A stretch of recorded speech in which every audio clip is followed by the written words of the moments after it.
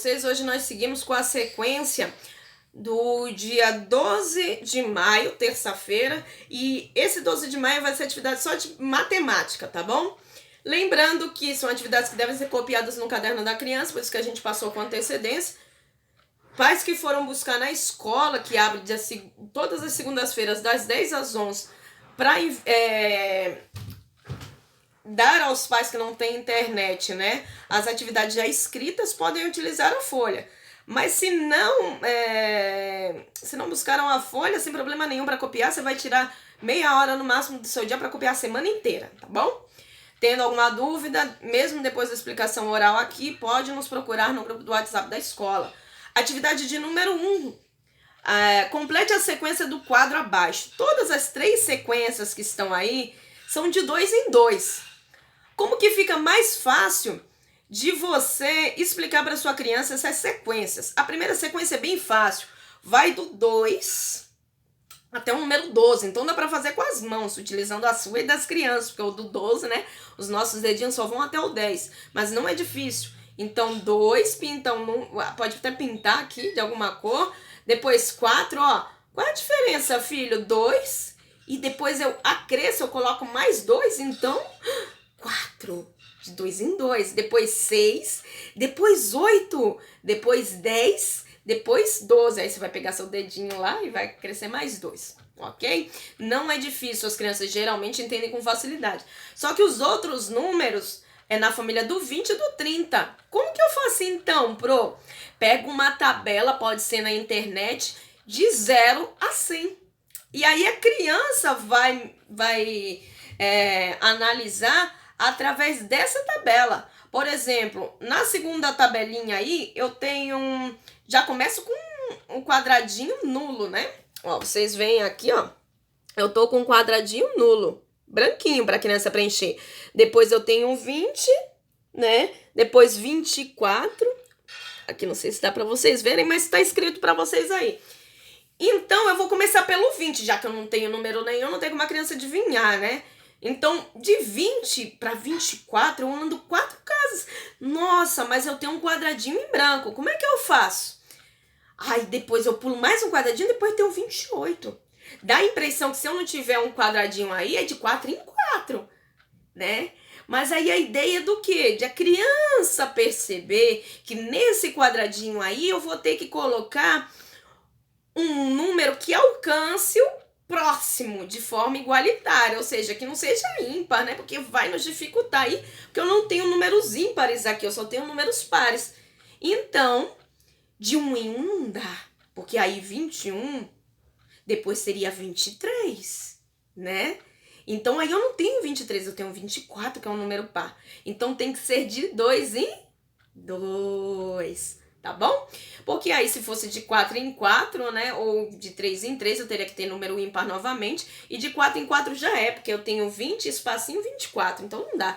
O único número que alcança é o 2. Tá bom? Então, você coloca 22, 24, depois tem espacinho 26 e depois o 28, tá bom? E assim, a mesma constância com o número de baixo, que vai do 34 até 44. Bem fácil, é só seguir aí aquela tabelinha que eu falei pra vocês. Não tem essa tabela que eu já orientei em outras atividades.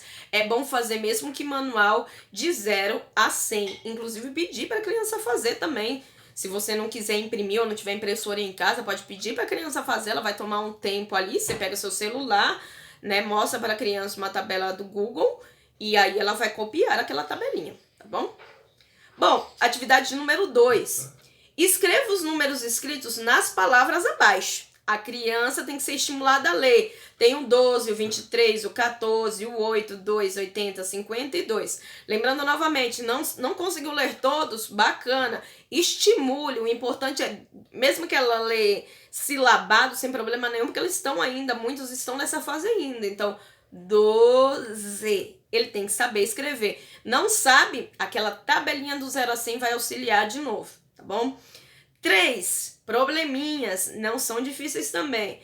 Maria tem 10 margaridas no seu jardim, você pode desenhar, tá? Até coloquei aqui, ó, desenhe os problemas para resolvê-los. É uma forma que a criança Comece a entender os problemas matemáticos, que no terceiro ano é um pouco mais complicado os problemas matemáticos, ok? Então, Maria tem 10 margaridas. Manda a criança e pede para que a criança desenhe 10 margaridinhas. No entanto, uma chuva forte destruiu metade delas. Metade ou meio. As crianças também já têm que ter essa noção de meio, tá? Corte no meio, né? Você pode pedir, inclusive, para ela te auxiliar em qualquer tipo de culinária, pedindo para ela cortar no meio.